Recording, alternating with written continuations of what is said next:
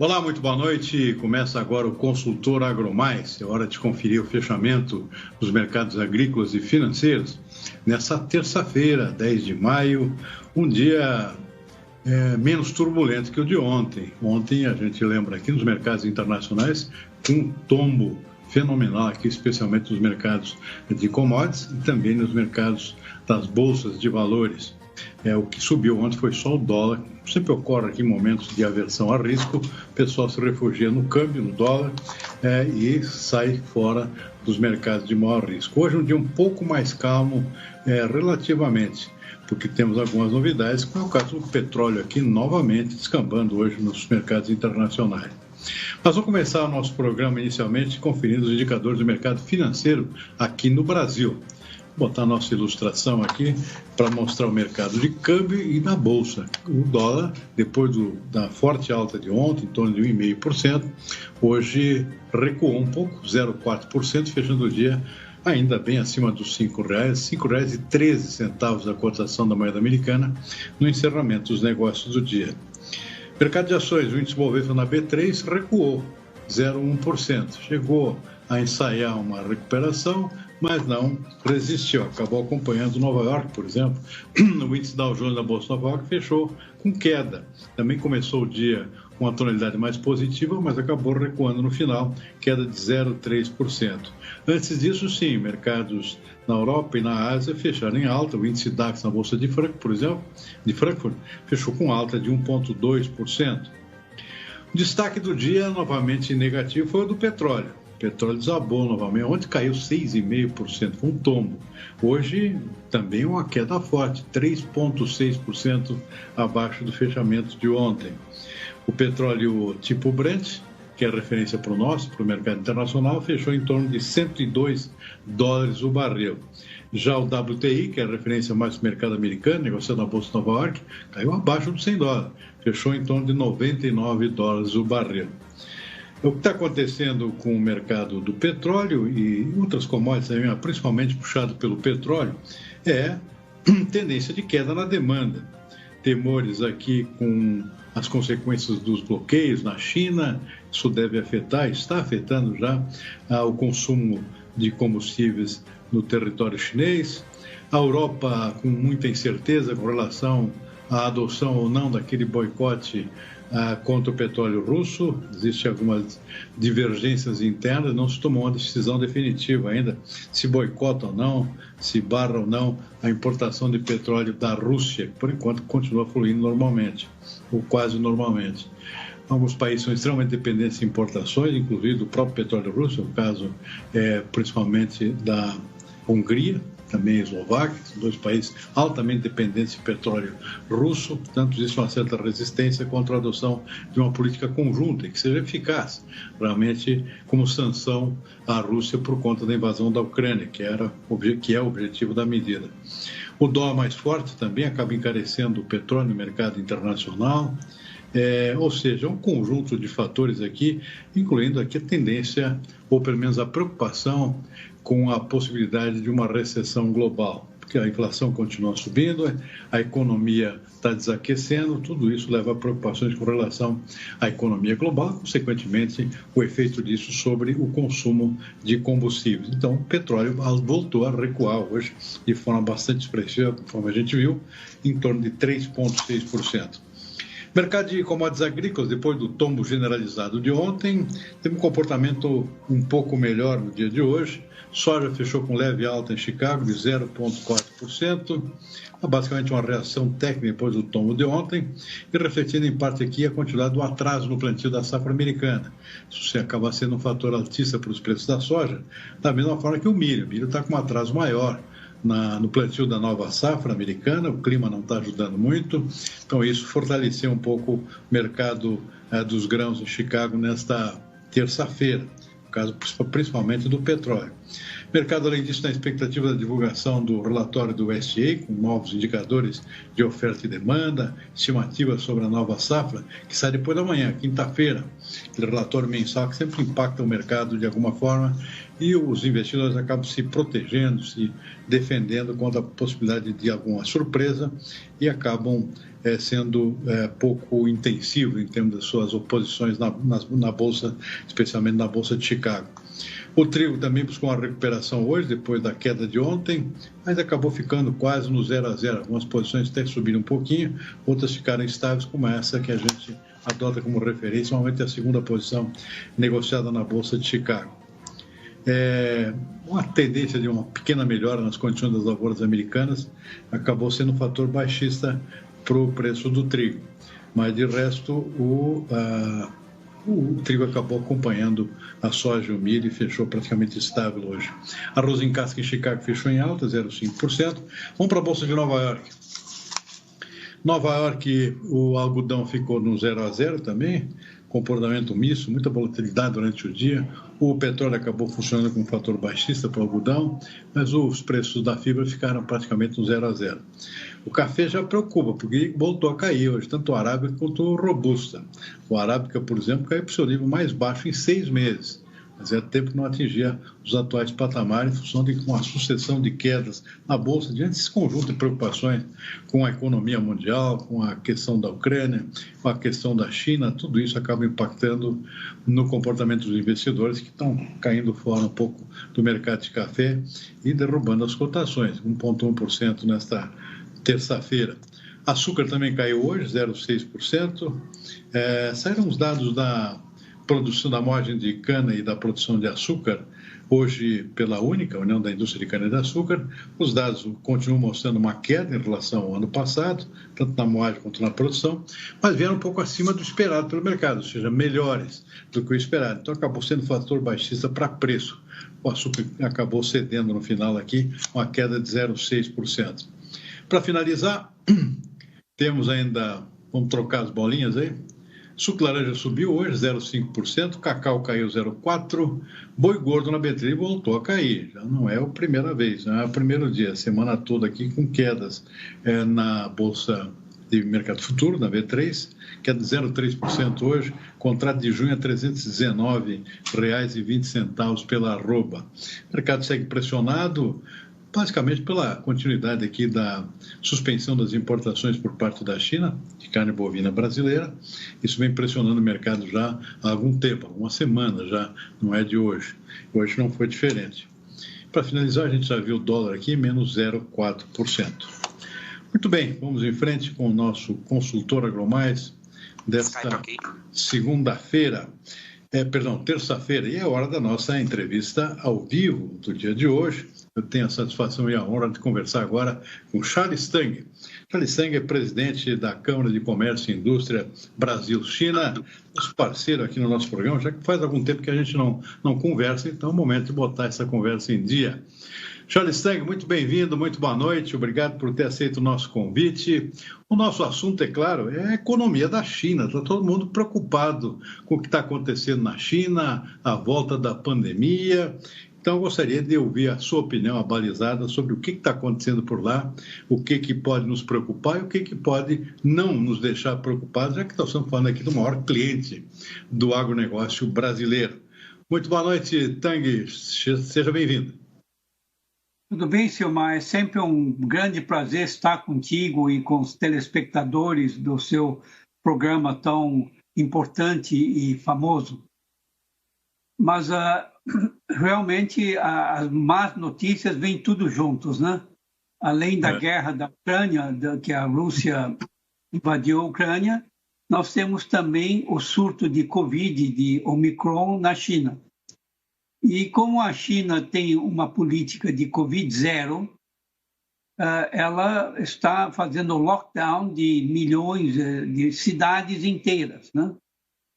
Mas a Xangai está melhorando um pouco e agora acredito que em breve vai acabar o lockdown de Xangai.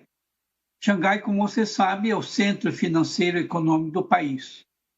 Muitas pessoas estão reclamando contra a política de zero Covid. né?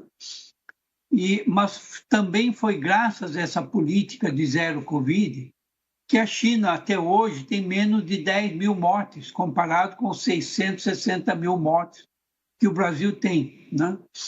Eu acho que se os Estados Unidos e o Brasil tivessem levado mais seriamente o Covid desde o início, a gente provavelmente teria centenas de milhares de mortes a menos, ok?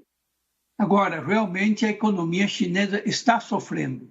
Tanto é que a China projetou um crescimento de 4,5%, 5,5%, e o Banco Mundial agora rebaixou para 4,5%. Mas eu acredito que com a nova política monetária e incentivos econômicos que o governo chinês já sinalizou que está adotando, eu acredito que é bem possível que estamos agora em maio, né? No início de maio, eu acredito que é possível que a China consiga atingir o target dela de 5,5%.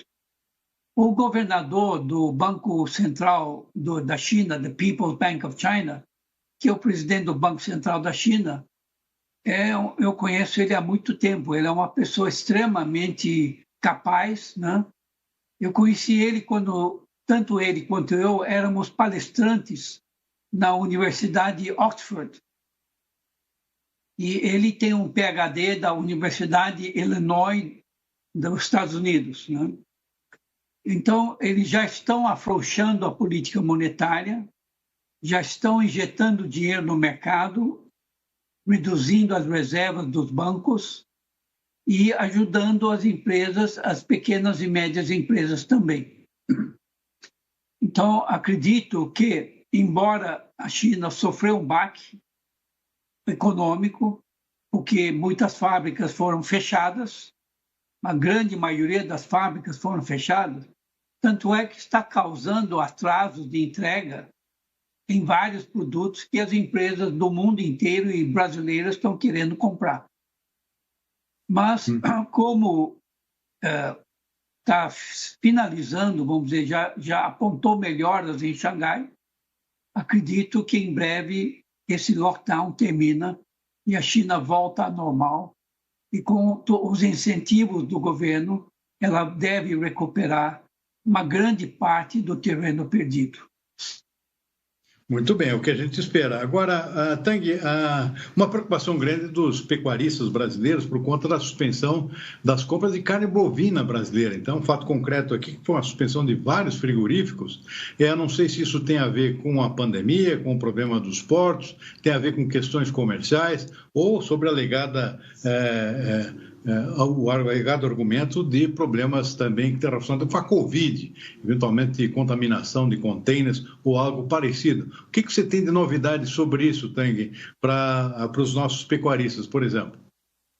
Como você sabe, o tratamento de Covid na China é extremamente dura e extremamente rápida.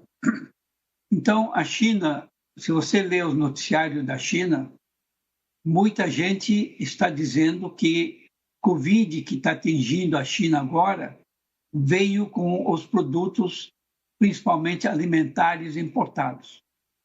Então, eu acho que tem uma mistura de razões por que da suspensão. A mais lógica, a mais forte, é a Covid. A China suspendeu a importação de muitas comidas congeladas. Segundo, a China está querendo reduzir o consumo de carnes importadas. Logicamente, a China não tem como substituir a importação de gado, de carne bovina. Ela tem como substituir a carne suína, que já está recuperado e recuperando a todo vento, a todo vapor, como ela tem também como substituir a importação de aves, porque a China o que não tem é terra para criar gado, né? Então, a carne bovina é uma proteína animal que a China não tem como substituir internamente. A China quer nessa fase de conflito com os Estados Unidos, a China quer ser autossuficiente. Então, está aumentando cientificamente a produção interna de grão. Logicamente, ela não vai conseguir produzir o suficiente para alimentar 1,4 bilhão de bocas, né? Então, é uma mistura de razões econômicas e comerciais e, principalmente, de Covid. Você tocou num ponto importante aí, que a China está tentando se tornar menos dependente de importação, inclusive de soja, embora seja um pouco mais difícil, né? Pela falta realmente de um território suficiente, mas também está investindo aqui em melhorar a sua própria produção de soja. Agora, o cenário você vê nas relações com o Brasil, Tang, está normal, pode melhorar mais em termos econômicos, em termos também diplomáticos? Como é que você está enxergando as nossas relações bilaterais? Olha, embora o mundo esteja deixando de ser uma cadeia, vamos dizer, o supply chain, a cadeia de suprimento está começando a ser dividida, né? Eu tive o prazer de, anos atrás, ter uma reunião com o Joe Biden. Eu sempre achei que ele era uma pessoa extremamente decente, uma pessoa muito correta. Eu achava que ele iria transformar a guerra comercial iniciada pelo Trump, que é uma guerra perde-perde, para uma competição dura, mas construtiva, de ganha-ganha. Imagina o que as duas maiores economias do mundo juntos poderiam fazer de bem para a humanidade, né? Mas, infelizmente, parece que a guerra comercial está sendo transformado numa guerra fria, que de perde também. Então, por isso que a China está querendo ser autossuficiente, né? Então, a cadeia de suprimento global está sendo dividida, tá? Agora, em relação ao Brasil, a China sempre considerou o Brasil um país amigo. O povo chinês gosta do povo brasileiro, tanto é que a maior torcida de futebol numa Copa do Mundo em que a China não esteja jogando contra o Brasil, a maior torcida para a seleção nacional do Brasil não fica no Brasil, fica na China. E os chineses todos torcem para o Brasil, né? Os chineses, quando você chega na China e diz que você é brasileiro, eles vão começar a perguntar para vocês sobre futebol, né? Sobre Kaká, sobre Ronaldo, sobre Neymar e todo mundo, né? Então, a China, o povo chinês tem uma simpatia muito grande pelo povo brasileiro. Mas ninguém aguenta levar xingamentos ou tapas por autoridades, né? Eu acho que é importante o Brasil entender, como qualquer comerciante entende, você tem que tratar bem seu cliente, principalmente quando ele é a sua maior cliente, é o seu maior cliente. Lógico, a China não pode deixar de comprar 100% do Brasil, né? Que é o maior exportador, ultrapassou os Estados Unidos já tem 7 anos, como o maior exportador de grãos e proteínas animais para a China.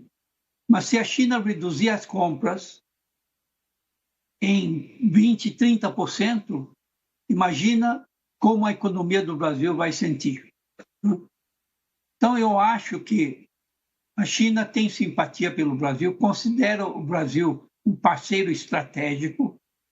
Agora, nós temos que convencer algumas pessoas importantes do Brasil de tratar bem o nosso maior cliente e o nosso maior investidor estrangeiro também. Bem colocado, Santos. Estou de pleno acordo. Eu conversei com o Charles Tang, ele que é presidente da Câmara de Comércio e Indústria Brasil-China, como sempre muito gentil aqui, aceitando nosso convite para esse bate-papo. E qualquer hora a gente vai voltar a conversar e esperando sempre melhor as nossas relações bilaterais e também a própria economia chinesa, que é importantíssima para o mundo. Tang, muitíssimo obrigado pela entrevista, uma boa noite para você e até uma próxima. Obrigado, hein? Um abraço. Obrigado. Muito bem, vamos em frente com o nosso consultor AgroMais desta terça-feira. Olha, hoje, para quem não sabe, foi o dia do frango, dia mundial do frango, nosso frango de cada dia, alimento básico aqui no Brasil. Hoje, 10 de maio, comemorado, portanto, o Dia Mundial do Frango, data que foi estabelecida pelo Conselho Mundial de Avicultura há um tempo atrás. O Brasil é um dos maiores produtores mundiais de carne de frango e o mercado interno é o principal destino dos produtos. Conforme dados da ABPA, Associação Brasileira de Proteína Animal, 67,8% dos mais de 14 milhões de toneladas produzidos em 2021 foram destinados às gôndolas dos supermercados brasileiros.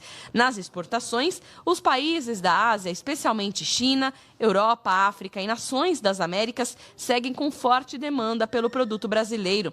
Até o primeiro trimestre, as vendas internacionais do produto aqui no Brasil registraram alta de 14% em relação ao registrado no mesmo período do ano passado, ano de recorde das exportações, com mais de 1 milhão de toneladas exportadas. A expectativa agora é de novas elevações no mês de abril, com vendas mensais acima de 410 mil toneladas. É um prazer imenso estar com vocês nesse dia muito especial. Veja atrás de mim aqui, um frango para saborear no Dia Mundial do Frango. Esse é um convite para os seus espectadores que hoje a gente consiga celebrar nessa data, que é o Dia Mundial do Frango, escolhida pelo Conselho Mundial da Avicultura, International Poultry Council, para, acima de tudo, celebrar, pensarmos um pouco na importância dessa cadeia para o Brasil e para o mundo e, acima de tudo, também consumir frango.